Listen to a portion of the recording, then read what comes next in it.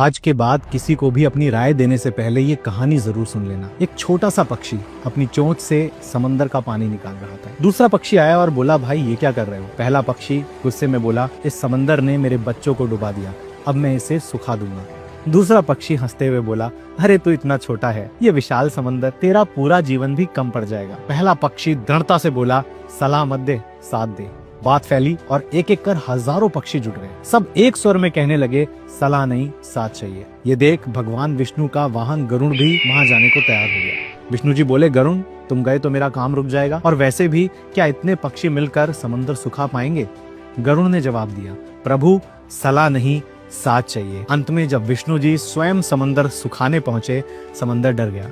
उसने तुरंत उस पक्षी के बच्चे को लौटा दिया। दोस्त, सलाह देने से काम नहीं बनता, साथ देने से काम बनता है। इसलिए ध्यान रखना, जरूरत के समय लोगों को सलाह नहीं बल्कि उनका साथ देना।